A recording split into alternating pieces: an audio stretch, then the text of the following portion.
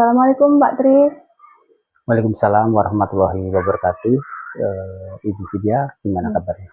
Alhamdulillah baik Pak. Bapak sendiri bagaimana Pak kabarnya? Alhamdulillah. Hari ini happy, bahagia sekali di pagi yang sejuk ya.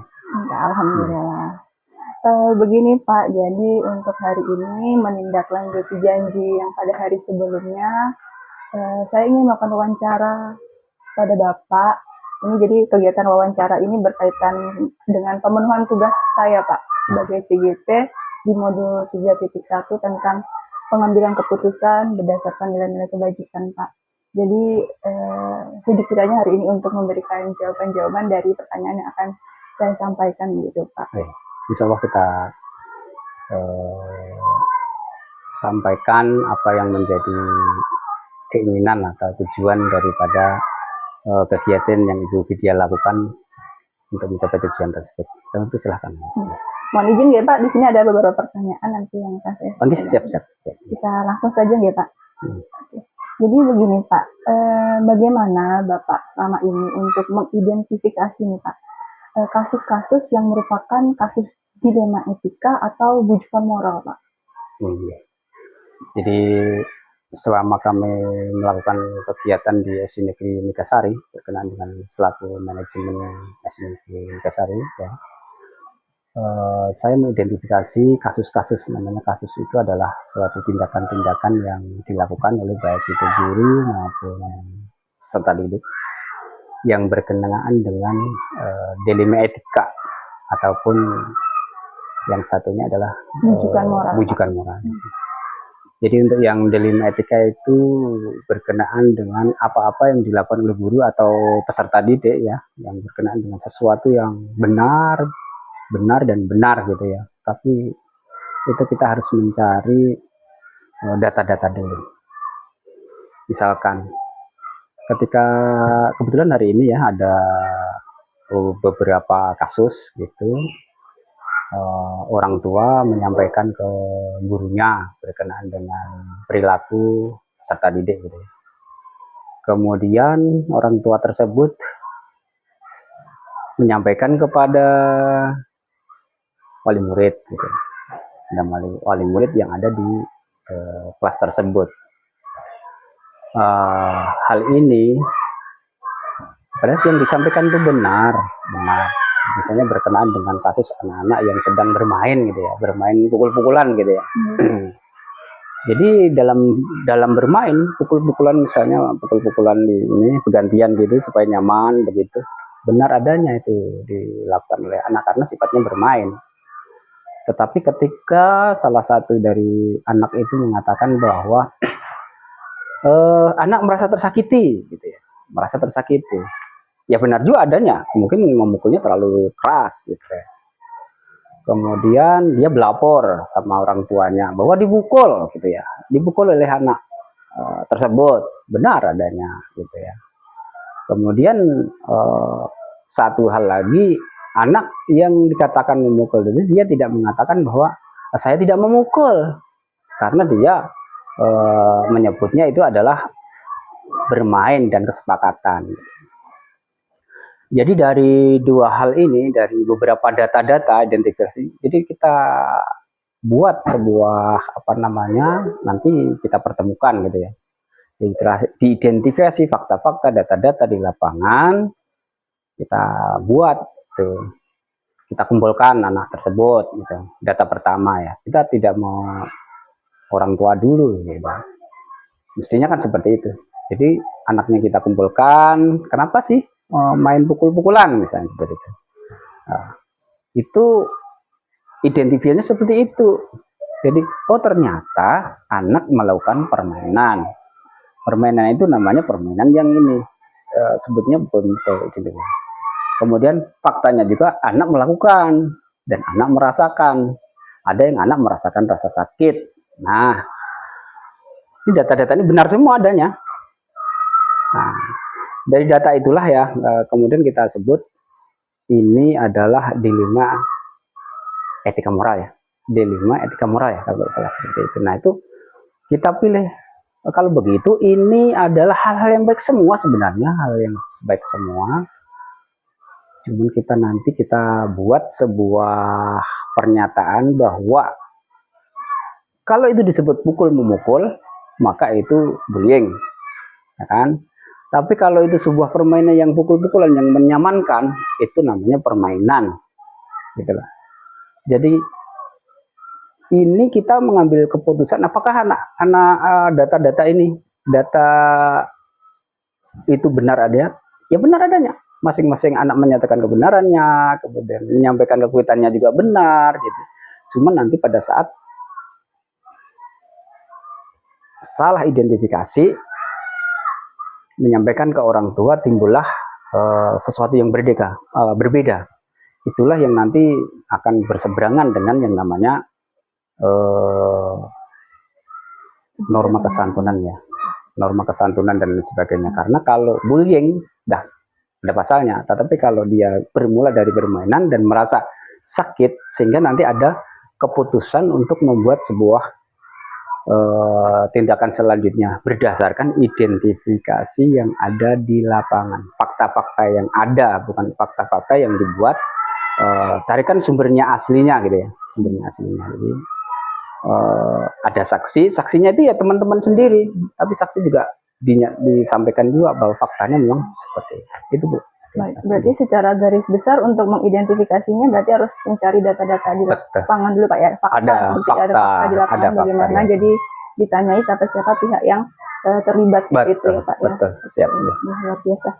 Nah selanjutnya nih Pak, bagaimana Bapak menjalankan pengambilan keputusan di sekolah selama ini Pak, terutama untuk kasus-kasus di mana di sini ada dua kepentingan Pak, yang sama-sama benar atau sama-sama mengandung nilai kebajikan Pak. Iya. Jadi kita mengupayakan cara mengambil keputusan, ada beberapa hal yang kita tempuh. Kita mengedepankan ada data-data yang ada tadi, berdasarkan identifikasi tadi, kita kumpulkan fakta-faktanya, fakta kebenarannya, ya kan. Dari fakta kebenaran ini yang telah disampaikan oleh anak-anak ya, kemudian kita istilahnya elaborasi, kita carikan mana-mana yang bernilai kebajikan ya.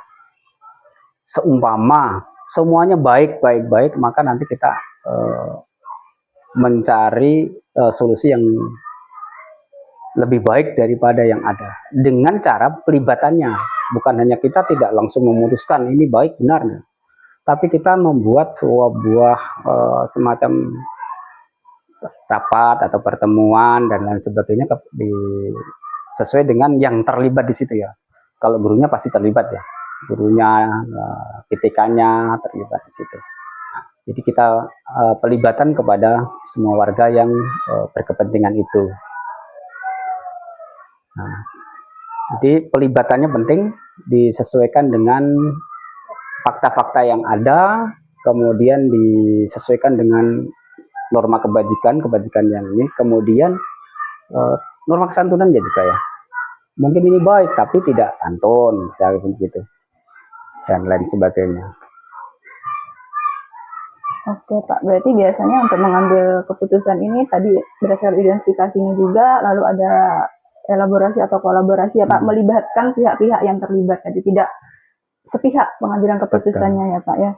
Lalu disesuaikan lagi dengan kepentingannya tadi, sesuai dengan norma-norma kebajikan dan kesantunannya. Iya, Pak. Oke Pak. Selanjutnya lagi Pak, di sini ada langkah-langkah atau prosedur seperti apa yang biasanya Anda lakukan selama ini untuk yang lebih detailnya mungkin Pak. Ya. Contoh kasus, kita dalam pelibatan ini kebetulan SD Negeri Megasari ini punya area yang sangat luas, ya, punya area hampir 1 hektar. Tentu kita di dalam merawat untuk sekolah ini lebih baik, untuk sekolah ini lebih banyak yang menyenangi termasuk warga sekolah, maka kita membuat sebuah eh, upaya untuk melakukan bagaimana sih sekolah yang luas ini menentukan agar membangkitkan disiplin positifnya untuk para warga sekolah ini. Ketika kita ambil data-data kan di sekolah, di kelas itu kan melakukan kebersihan. Ya masing-masing melakukan kebersihan di kelasnya, masing-masing melakukan kebersihan. Kemudian, nah sering-sering yang terjadi dari anak-anak kita ini khusus untuk kebersihan ya tadi kan langkah-langkahnya tentu kita berpedoman kepada sesuatu yang luas gitu, sesuatu yang luas. Jadi kebersihan bukan hanya di kelasnya aja, tapi lingkungan semuanya. Nah, tapi kecenderungan bahwa anak itu rata-rata atau memperhatikan kelasnya sendiri, itu kecenderungannya. Baik itu, baik. Sehingga untuk lingkungan yang bukan tempatnya, bukan dia tempat dia belajar, ada terperhatikan. Bahkan contoh ketika masuk di WC itu, di WC itu kan ada petugas, sudah kita setting setiap kelas ada dua gitu ya, ada kebetulan ruang kantor dan sebagainya ada petugas itu prosedurnya kita buat semacam itu, kita lakukan, lalu kita buat ini. Setelah kita lakukan seperti itu, kita bawa anak-anak itu untuk membuat sebuah keyakinan, bukan hanya keyakinan kelas tapi keyakinan sekolah. Jadi ada keyakinan bahwa kalau kita melakukan sesuatu yang sesuai dengan aturan, regulasinya ada, itu akan memudahkan kita gitu ya. Dan regulasi itu kalau dibuat oleh keterlibatan warga sekolah termasuk muridnya, itu akan menyentuh gitu, sesuai dengan keinginan dia gitu. Jadi salah satunya adalah menentukan penjadwalan tadi ya. Sebenarnya jadwal sudah ditentukan oleh kelasnya masing-masing, diatur siapa melakukan apa, siapa bertugas bagaimana, targetnya apa, kan gitu.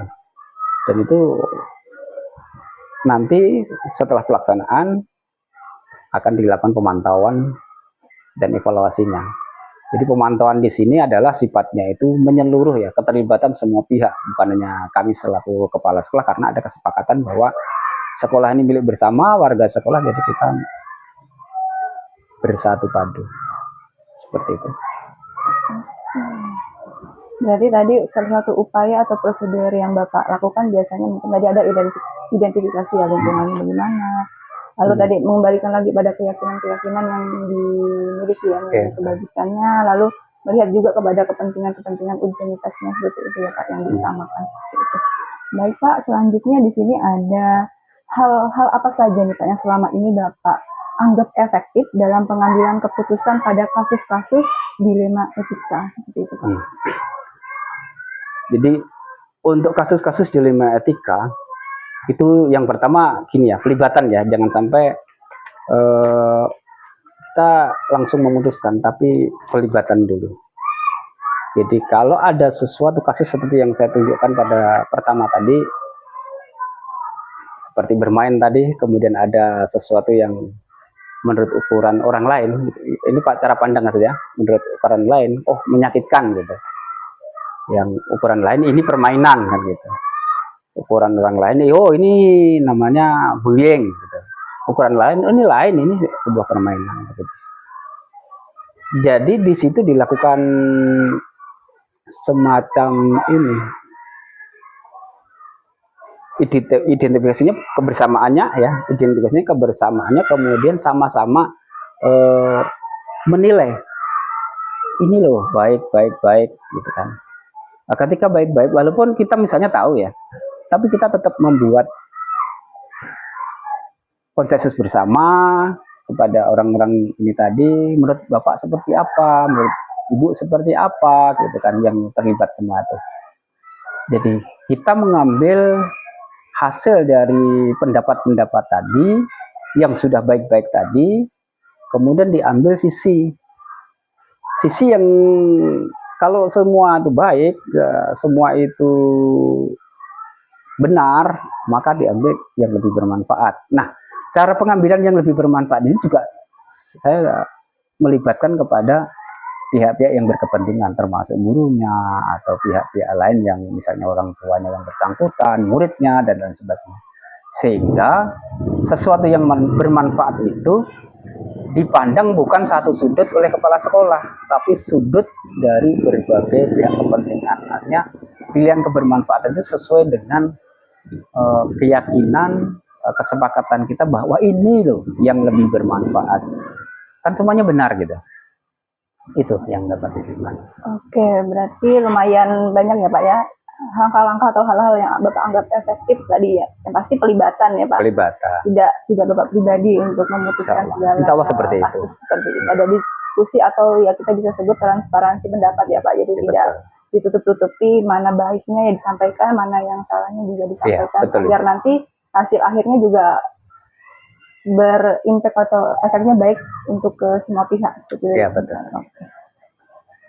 Nah selanjutnya Pak, dalam pengambilan keputusan tersebut sudah pasti nih Pak, ada tantangan Pak. Nah kalau menurut Bapak sendiri, tantangan dalam pengambilan keputusan pada kasus-kasus dilema etika ini apa saja ya Pak? Kalau boleh disampaikan. Setiap keputusan itu sering tidak bisa memuaskan semua pihak, gitu ya. Tidak bisa menyenangkan semua pihak. Tetapi yakinlah bahwa tantangan-tantangan seperti itu yang bisa menyentuh semua pihak itu bisa diminimalisir dengan cara adanya koordinasi tadi, adanya keterlibatan semua pihak yang berkepentingan, sehingga meskipun tidak bisa memuaskan sepuas-puasnya, paling tidak dia tersentuh, terwakili, terayomi, terakomodir gitu ya, bahwa sesuatu yang kita putuskan tidak serta-merta langsung gitu ya, tapi karena unsur keterlibatan itu akan memudahkan kita gitu ya. Jadi dengan tantangan-tantangan yang karena kita yakin bahwa keputusan kita tidak bisa memuaskan semua pihak, termasuk terkadang seperti yang kasus anak pukulan-pukulan gitu kan, padahal ya memang bermain juga itu, atau kasus anak yang berjaga di WC kok itu aja, padahal tidak, seharusnya kan bergantian.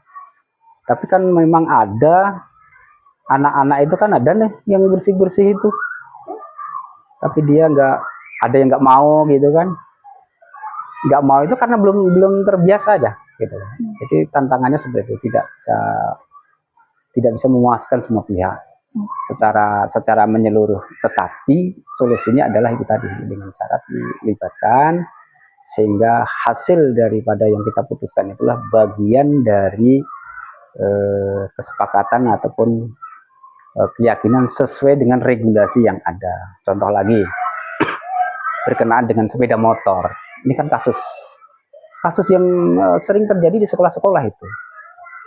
Kami sampaikan kepada untuk anak SD, kami menghimbau ya, larangan bukan tempat kami ya, tapi menghimbau agar peserta didik waktu ke sekolah tidak membawa sepeda motor sendiri. Nah, ini pasti tidak mengenakan bagi orang yang kebetulan orang tuanya sibuk gitu ya. Nggak mengenakan, karena apa? Harus ngantar ya kan, berjalan. Lalu kita ambil solusinya kayak apa? Saya sering menggunakan drive ya. Drive itu motivasi diri, motivasi kepada peserta didik. Contohnya saya juga pernah kecil gitu ya. Saya pernah kecil sekolah jalan kaki sehat gitu.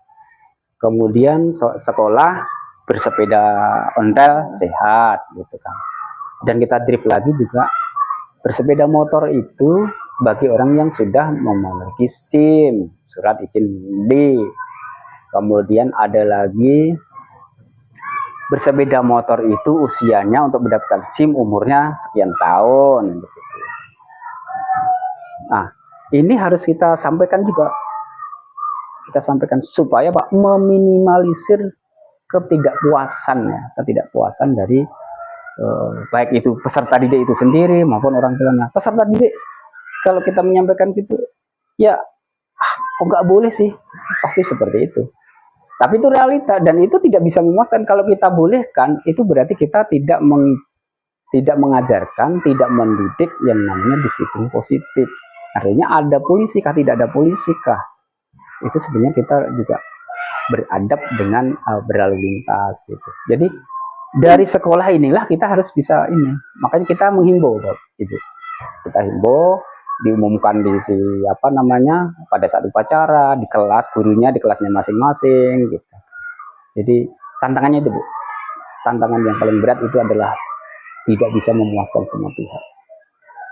Solusinya adalah dengan cara diakomodir orang-orang yang tidak terakomodir kepuasan tadi, agar memiliki pemahaman yang sama terhadap keputusan yang kita sama-sama yakini bahwa keputusan itu adalah sebenarnya tujuannya adalah bermanfaat untuk semua warga dan meringankan semua warga.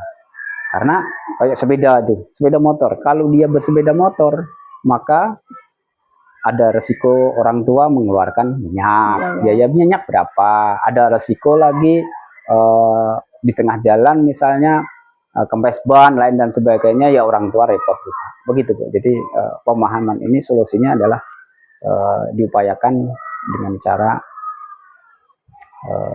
pelibatan pihak-pihak terkait gitu. Itu Bu. Oke, jadi tantangan terberatnya di sini adalah untuk memberikan pemahaman-pemahaman ya Pak atas keputusan yang sudah diambil, atau tadi kan keputusan tadi memang tidak bisa memuaskan semua pihak gitu kan, menurut mungkin tidak bisa terima gitu ya orang-orang gitu. Tadi kita berikan pemahaman untuk meminimalisir tadi ya ketidaknyamanan tadi dengan bisa berkoordinasi, lalu diberikan pemahaman ini manfaatnya apa, bagaimana keuntungannya seperti itu gitu. Iya, betul Bu. Baik Pak, untuk selanjutnya nih Pak, apakah selama ini Bapak punya jadwal tertentu Pak dalam penyelesaian sebuah kasus dilema etika, atau Bapak langsung menyelesaikan kasus tersebut di tempat seperti itu Pak? Ya, untuk kasus tergantung pada situasi dan kondisinya ya. Jadi yang sifat-sifatnya kasus itu misalnya kasus kelas ya, situasi dan kondisi kelas. Saya minta kepada teman-teman guru itu kasus-kasus yang sifatnya di kelas itu diselesaikan di kelas. Jadi penjadwalannya juga kami serahkan di kelas dan lain sebagainya gitu ya. Tapi yang tidak bisa diselesaikan di kelas atau gurunya itu baru naik ke kami gitu. Jadi penghormatan, penghargaan terhadap guru sebagai wali kelasnya itu penting. Jadi jangan sampai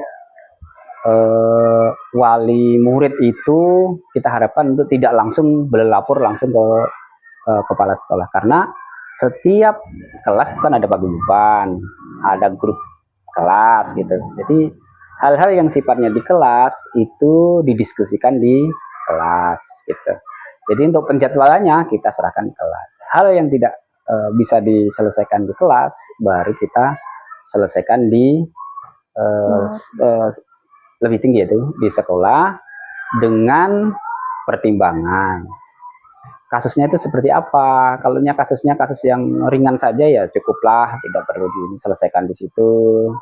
Misalnya kasusnya hanya fakta-faktanya sudah jelas, datanya sudah jelas, dan kebenarannya sudah jelas, tinggal menentukan keyakinan bersama, kesepakatan bersama bahwa ini kita ambil tindakannya seperti ini, bagaimana pendapat pilihan atau pilihan kita. Biasanya kita langsung sebelum memutuskan itu kita lempar dulu kepada guru-guru, kepada murid, kepada wali kelas yang berkepentingan. Saya kalau masuk kelas Bu, di kelas itu seperti kelas 6 saya ajak berpikir itu.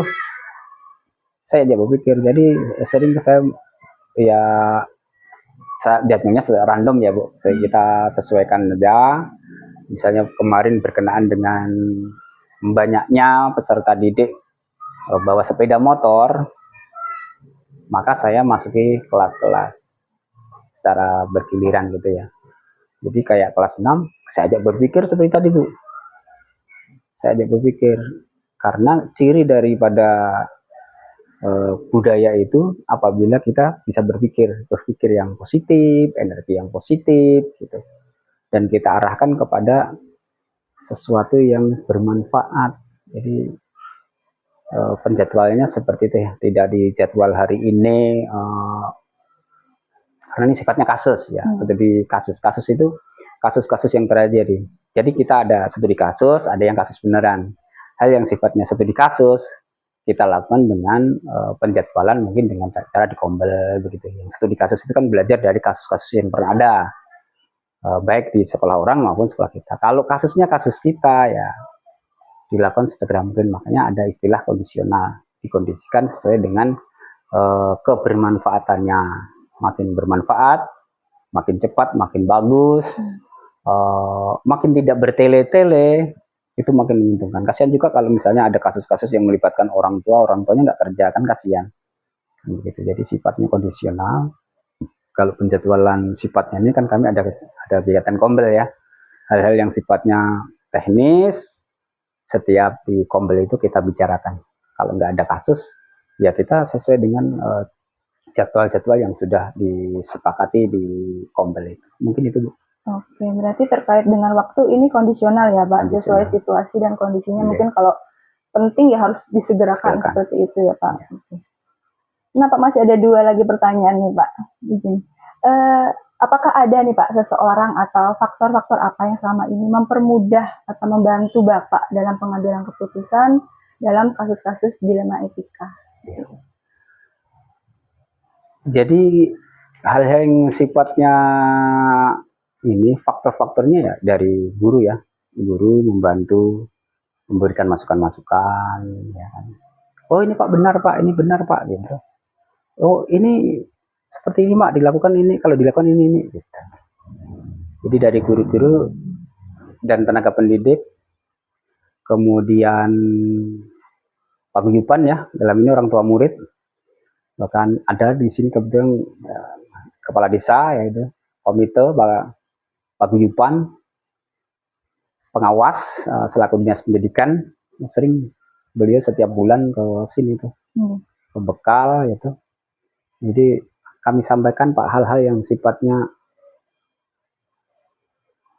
bernilai kebajikan, benar-benar bernilai kebajikan. Kita tahu misalnya program sekolahnya apa nih, gitu kan. Kalau kepala sekolah sendiri kan nggak mungkin ya, harus ada pelibatan semua pihak. Jadi kepala sekolah selaku manajemen itu tadi mengkoordinir keterlibatan semua pihak untuk menghadapi dilema ya, dilema etika ya, dilema etika dengan mendepankan ke moral dan santunnya itu. Jadi semua pihak yang terkait, jadi makin banyak personel yang terlibat, itu tentunya kalau kita boleh menghias, banyak kepala, banyak yang dipikirkan, banyak pemikiran, asal mau bersatu akan memberikan kemudahan, begitu. Karena pemikiran yang banyak tentu termasuk bagian-bagian dari analisis yang mendekatkan ke skala prioritas. Kalau prioritasnya hanya seorang, nah kamu berasumsi bahwa kalau mau cepat, ya sendiri, mau cepat, kerjakan sendiri. Tetapi kalau sesuatu itu ingin besar, harus melibatkan orang banyak. Jadi pengennya kita, ya cepat, iya besar. Tentunya masing-masing kita terlibat. Kalau masing-masing kita terlibat, dari masing-masing itu menjadi komunitas yang besar, lalu menjadi sesuatu yang besar juga. Begitu Bu. Oke, baik. Luar biasa ya Pak. Ternyata yang membantu lumayan banyak, pasti semua dilibatkan. Aktivitas sekolah, dari pengawas, kepala desa, lalu wali murid, guru-guru terutama seperti itu. Karena kalau pengambilan keputusan ini kan untuk kepentingan murid, kepentingan orang banyak ya Pak, tidak bisa sendiri, walaupun Bapak pemimpin ya, pemimpin kan nggak bisa secara sepihak mengambil keputusan. Oke. Nah Pak, untuk pertanyaan terakhir nih Pak, dari semua yang telah Bapak sampaikan ya Pak, jawaban-jawaban Bapak, lalu pembelajaran apa yang dapat Bapak petik dari pengalaman Bapak selama mengambil keputusan untuk kasus dilema etika ini Pak? Ya, pengalaman-pengalaman yang dapat saya petik dalam sesuatu kasus-kasus yang dilema etika. Setiap orang, setiap instansi, setiap pasti ada masalah. Pasti ada masalah. Dan setiap masalah itu pasti ada jalan keluarnya. Setiap jalan keluar pasti ada pendukungnya. Ya kan? Setiap ada pendukungnya pasti ada masukan-masukannya. Setiap ada masukan itu pastilah akan memberi kemudahan bagi kita. Nah, setiap dari kemudahan itulah ilmu yang kita ambil dari semua kegiatan itu. Jadi dari setiap masalah pasti kita ada ambil hikmahnya. Ada hikmah yang tersirat, tersurat maupun tersembunyi. Yang tersurat bahwa setiap permasalahan pasti ada solusinya. Dan setiap kasus, apalagi kasus baik sama baik ya, pasti sudah disiapkan juga solusinya ya. Cuman kita harus pelibatan tadi.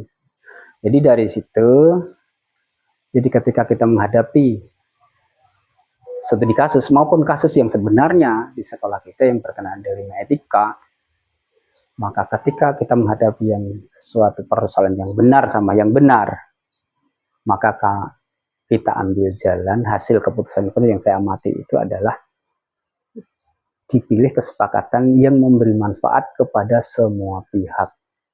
Meskipun tidak semua pihak setelah diambil keputusan tidak memuaskan semua orang, tetapi yakinlah bahwa apabila pengambilan keputusan itu didasarkan oleh kebermanfaatan warga semuanya, insya Allah kepuasan yang meskipun tidak maksimal, tidak bisa memuaskan semua pihak, insya Allah nanti pada gilirannya, pada saatnya pihak-pihak yang tidak merasa puas tadi, suatu saat akan memahami bahwa dari yang D5 tadi ada yang lebih bermanfaat. Mungkin tidak pas pada saat itu, pada saat yang dia akan menemukan ilmunya juga bahwa itulah kenyataan hidup, bahwa hidup itu ada masalah dan kita tidak boleh lari dari masalah karena masalah itu sudah disiapkan solusinya. Jadi kasus ya diselesaikan dengan cara bijak sesuai dengan sila keempat, kerakyatan yang dipimpin oleh hikmat kebijaksanaan. Ketika kita bijaksana pun belum bisa menyelesaikan, maka dilakukan yang berikutnya, bermusyawarahlah. Bermusyawarah, tentu bermusyawarah itu tidak sendiri, melibatkan orang lain. Bermusyawarah. Kalaupun musyawarah dalam kelas sekolah ini kan kalau dikumpulkan semua kan banyak. Lalu bagian perwakilan, ada komite, ada paguyuban, ada kepala desa, ada pengawas. Jadi ada perwakilan. Nah, inilah yang kami lakukan untuk mengatasi itu tadi. Jadi hikmah yang kedua. Itu untuk apa? Untuk bagian yang kelima, keadilan sosial bagi seluruh rakyat Indonesia. Kalau itu skop besar, maka skop kita adalah keadilan bagi warga. Untuk apa? Bagian ketiga, persatuan Indonesia, yaitu persatuan di sini. Kalau orang sudah melaksanakan persatuan, insya Allah kemanusiaan juga akan jalan. Dan biasanya kalau orang sudah melakukan kemanusiaan, persatuan, kerakyatan, dan keadilan, pastilah dia akan menjalankan sila satu itu pastinya baik. Itu yang kita ambil, intinya adalah sesuatu itu kita lakukan juga berdasarkan profil pelajar Pancasilanya itu penting. Salah satu kata kuncinya adalah Pancasila sebagai dasar kita, ya, dasar negara kita. Profil pelajar Pancasila sebagai dimensi yang kita pegang, gitu. Kalau itu kita lakukan, insya Allah paling tidak hati kita tenang. Kalau hati kita tenang, rasanya nyaman. Kalau rasanya nyaman, mengerjakan sesuatu dengan senang.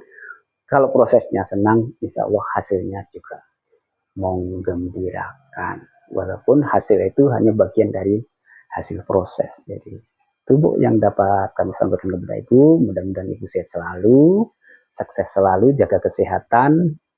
Ini yang dapat kami pesankan sehari-hari dalam diskusi dengan siapa saja. Karena kesehatan itu penting, sukses itu penting, dan sukses itu bukannya kita membandingkan kita dengan orang lain, tetapi sukses itu adalah sedikit di atas rata-rata kita sebelumnya. Sejengkal hari ini adalah bagian lebih panjang daripada jengkalan kemarin. Itu ya Ibu ya, terima kasih. Baik Pak Tri, terima kasih, luar biasa jawaban-jawaban yang disampaikan. Ini benar-benar menginspirasi saya dari proses-proses yang Bapak lakukan. Semoga benar-benar bisa nanti kedepannya saya terapkan juga. Saya terinspirasi dari yang sudah Bapak lakukan. Saya juga lebih baik ke depannya ya Pak ya. Ini sudah selesai Pak pertanyaannya, mungkin ini dulu yang dapat kita sharingkan Bapak. Terima kasih banyak atas waktunya, jawaban-jawaban luar biasanya, ilmu-ilmunya yang sudah tersampaikan. Mungkin kalau saya nggak seperti ini, mungkin nggak keluar tadi ilmu-ilmu yang sangat luar biasa tadi seperti itu. Demikian Pak, sukses selalu, sehat selalu. Amin. Sama-sama. Saya terima kasih. Assalamualaikum warahmatullahi wabarakatuh. Waalaikumsalam warahmatullahi wabarakatuh.